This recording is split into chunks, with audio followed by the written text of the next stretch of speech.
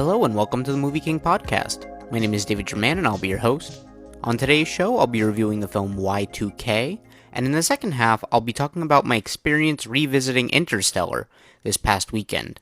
So starting off with Y2K, I wasn't quite sure what to expect from this movie, to be honest. The trailers looked kind of dumb, but also fun. The cast is solid. I was rooting for Kyle Mooney as a filmmaker, and despite getting polarizing reviews, I think the reviews are still going down as we speak. And also, not to mention, the audiences seem to hate it. This movie was at some festivals earlier this year, so I was certainly curious to see what this movie would be like.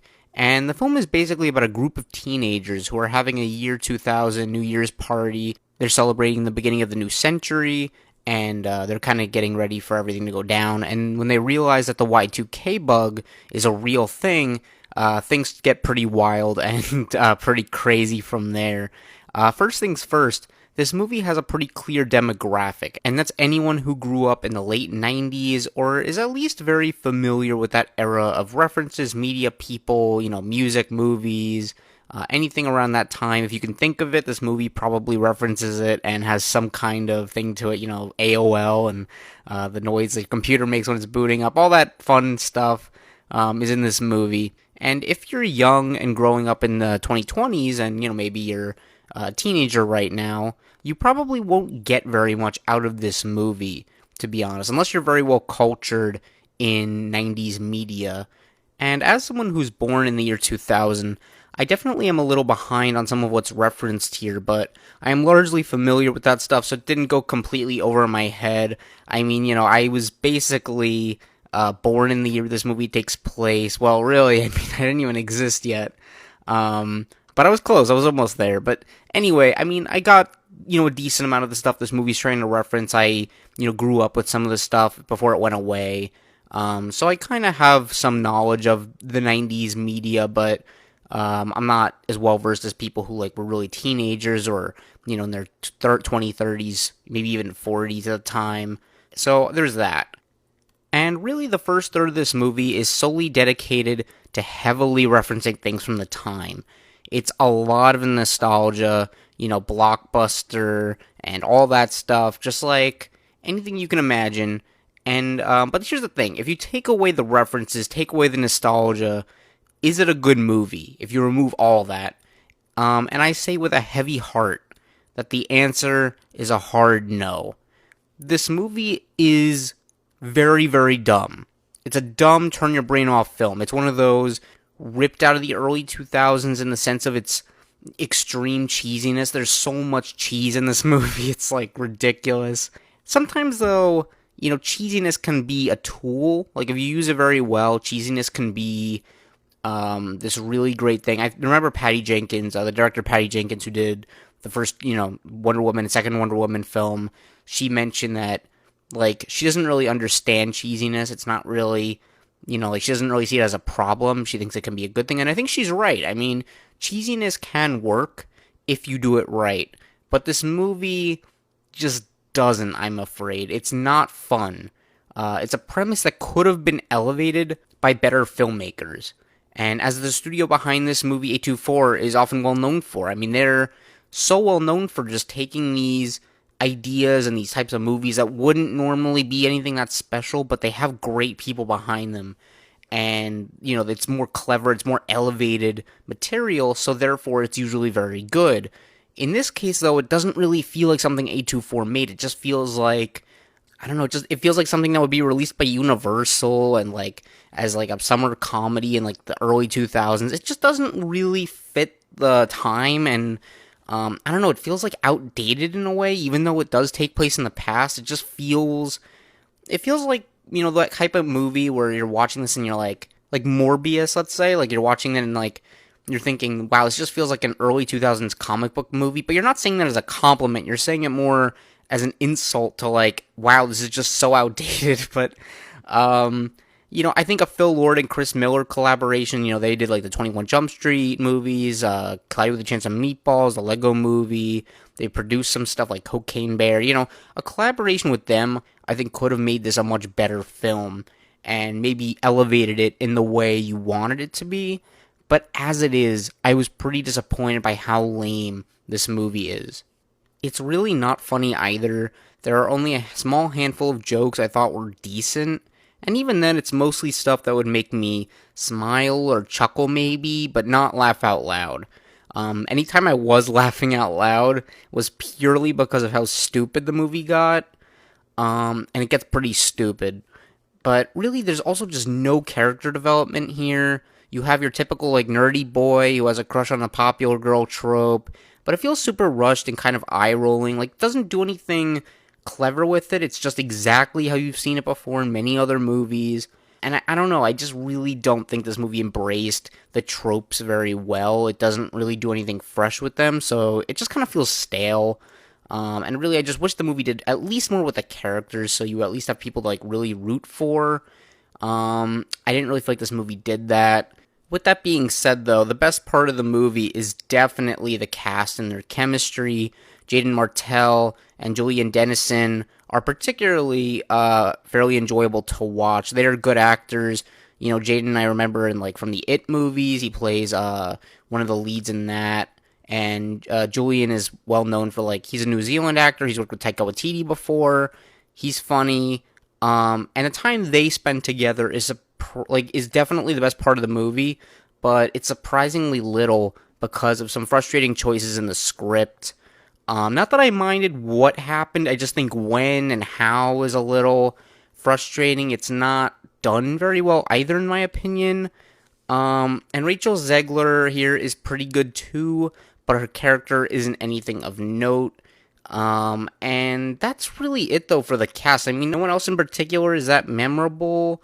But, the movie does have a few occasional scenes that were so dumb that they're kind of funny. People are getting mowed down by the late 90s tech. Though that was pretty entertaining. I enjoyed that somewhat, just for the moment of oh, that's kind of funny. But I just think the movie rarely lives up to its premise. You have such an ambitious premise that's the Y2K bug is real, and all these robots are coming to life, and all these, pieces of technology we know and love are, coming, alive. And you could do something really interesting with that, but it just doesn't do anything. I mean, Mitchells vs. the Machines came out a few years ago, also produced by Lord and Miller, who I was talking about before. That's a much more innovative movie. Even though it doesn't take place in the 90s, it has that feeling that you want out of it. This movie doesn't really get that. And look, there are movies that are so dumb and ridiculous, but you can still laugh at them because it's self-aware. Those movies totally exist. I think Fast and Furious is a good example of that. A lot of the time lately, they get so stupid, but you can laugh at them. And this movie is in a weird category where it's so stupid that it's no longer self-aware. It's just really cringy. And there are some really cringy scenes here. One in particular involving a porta potty that reminded me of another movie I hate. I'm not going to say what it is because the scene is literally just a copy and paste of that. And I just really hated that scene so much. I hate this movie did that. That was terrible. But, look, I will give credit to a few things here, like the editing, the music choices, and visual effects.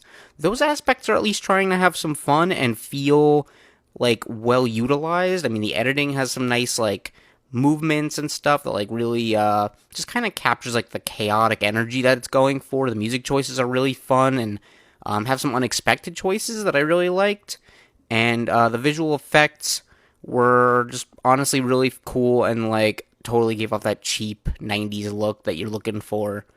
But look, what could have been a good time feels like an hour and a half long SNL skit, which is fitting because writer-director Kyle Mooney is from SNL. I mean, this literally just feels like a giant SNL skit that was maybe rejected and then just turned into a feature-length film. I don't know, that's what this feels like to me. I can't recommend this one. See it on TV maybe, if you're interested, but otherwise you can probably skip it entirely. I don't think you're missing much. And yeah, I'm gonna give it a C-. It's pretty bad. I mean, I could go lower, but I do think this movie does have some things. It's trying. It's not... the movies that piss me off the most are the ones that just feel like they're not even trying. This movie is trying, it's just not good at it at all. The execution's terrible. So yeah, I'm gonna give it a C-. Alright, and moving on from that, now I'm going to talk about my experience with Interstellar. So, over the weekend, I went to go see the Christopher Nolan movie Interstellar in IMAX 70mm. There are only a few theaters in the US that are capable of doing this, a few more outside of the US, obviously, but in the US, there are very, very few. I went to one in New York City, and I've been there a bunch of times over the past few years. It's an awesome theater. AMC Lincoln Square 13. If you haven't been there, definitely check it out because it is a awesome theater. I mean, like, they actually just renovated a lot of the normal auditoriums, so now they have like plush rockers. They're not recliners, but they're still very nice. And basically, they have this huge IMAX screen, which is very worth going to. But if you don't know what IMAX 70mm is, basically it's the ability to see a movie in IMAX that is actually presented in film. IMAX film, to be more specific, because the movie was shot with IMAX film cameras. Not a lot of movies are.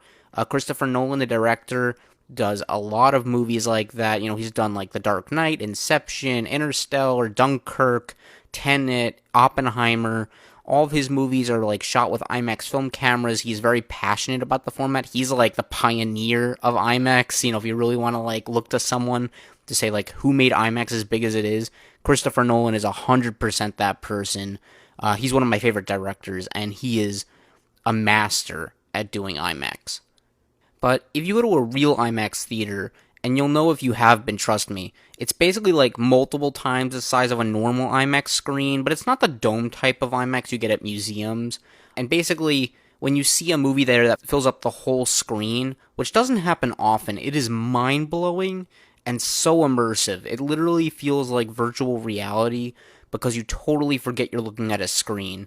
I saw Dune Part 2 in IMAX 70mm earlier this year, which was spectacular. That movie actually wasn't shot in 70mm, but, it was actually shot on digital, but they converted it to be able to play that way, and I don't really know why they did that. I don't really think the 70mm added that much to that movie. I mean, it was literally made digitally, so I don't really know what the point of that was. You're not really getting the benefits of it, but I guess it's the format. Oppenheimer was crazy popular, so I think they wanted to just bank on that money. But look, Interstellar was a really cool experience because it was the movie's 10th anniversary, and despite enjoying it the first time I watched it nearly a decade ago, I haven't seen it since, actually. And I never got to see the movie in theaters either, so in this case, it was pretty much a go big or go home situation, and I was very much going big here. And look, it was super, super hard to get tickets for this movie, especially in IMAX 70mm. You have no idea how many people wanted to see this movie. I mean, the IMAX I went to in New York City has a capacity of, say, a little more than 600 people, which is really big for a movie theater. There were 4 show times a day on average for around a week. One at around 10 a.m. and another around 10 p.m., with 2 in the middle of that. But literally, I'm not even kidding, all the show times were sold out in a matter of hours from when tickets went on sale. Hours. People are literally going to see this movie early in the morning and late at night on weekdays and weekends because it's that popular. People really love this movie, and especially in this format. Like, this is the way Nolan intended people to see the movie in 70mm. I mean, I'll definitely see it in IMAX if you can. Like, any IMAX, totally see this movie that way. If you can't get 70mm, still go see it. But if you can go to see it in IMAX 70mm and you're by a theater that has that, absolutely go check it out that way because it is fantastic. But I got lucky because someone canceled a pretty good seat when I've been looking constantly for a ticket. So, like, I got lucky, I got it, and I took it faster than you can say the movie's title. Interstellar, bam, I already got the ticket. So in any case, it was a fully booked showing I went to, and it was mesmerizing. The movie looks even more stunning than I remembered, especially in this format. The cinematography is fantastic. The visual effects haven't aged a day. I also want to note, like, when you see a movie in this kind of format, like IMAX 70mm, at these specific IMAX theaters, they're much taller than normal IMAX screens, so you get even more image than you get, at a normal IMAX. And, like, for the record, IMAX's whole thing is, like, if you go see a movie in IMAX, you typically get an expanded aspect ratio from normal theaters, meaning that you get more image up and down than what you normally get in a typical theater. Usually it's like 26%, I think it is, 27% more image, something like that in a normal IMAX theater. When you go see it though, like this in like the huge IMAX screen, I think it's something more like 40% more image. Really, like you get so much more out of it. And it was also just so awesome to get to hear this movie the way it was meant to be heard. I got to see Hans Zimmer live a few months ago, and he played some of the music from the film. I believe Hans Zimmer actually said this is his favorite music he's ever written, and you can see why, because the music here is fantastic. But hearing it again in context of the movie made me appreciate the score even more than I already did. It was also just so amazing getting to see people's reactions to this movie, like in person. There was this girl next to me who was clearly excited for the film, and by the end, she was literally sobbing. Like, I heard her like blowing her nose. Like, people were like going crazy emotional here. And I heard a lot of people getting really emotional by the end of the film, actually. They were really like impacted by it in a way that I haven't seen a movie do in a long time. Like, people were really touched by it and moved, especially for a movie that's like a decade old, like its 10th anniversary. You would think it's all these people's like first time watching the movie because they were just so impacted by it, but it was really moving. And as for me, I think this is a really good movie. It's not my favorite from Nolan, actually. I think that goes to Inception or The Dark Knight. Both of them are terrific films. I love both of them basically equally. But Interstellar is a really good film. I really have to watch it more times because this is only my second time in a decade. And it's one that you appreciate more over time also as you get older. It's about a father who realizes that his kids are the most important thing in his life and watches them get older without him. He just wants to help them get to see a better future, and it's very, very touching. You can kind of feel like maybe Christopher Nolan was just trying to send a message to his own kids or, other parents out there and just say, like, really, be there for your kids and watch them grow and take every day in. It's a really good film, and I'm just so glad I got to experience the film this way in this format with all these people in this huge crowd. I'll never forget it, and I highly recommend any of you listening to go see this movie in theaters while you can in IMAX. It's well worth the price of admission. Again, even if you can't see it in IMAX 70mm, if that's too far for you and you have a local IMAX theater that's showing it, go see it. It's highly worth your time and money. It's just so good. And that about does it for this episode. If you want to follow my reviews, you can find me on Letterboxd at MovieKing1224. You can also listen to this podcast on your favorite apps such as Spotify, YouTube, Apple Podcasts, and Amazon Music. If you have any comments or feedback, I would love to hear it and improve this show. And of course, if you've enjoyed this episode, please consider liking, subscribing, and hitting the notification bell to hear more like it. I appreciate you all so much for listening, and I'll talk to you next time. Thank you. Bye-bye.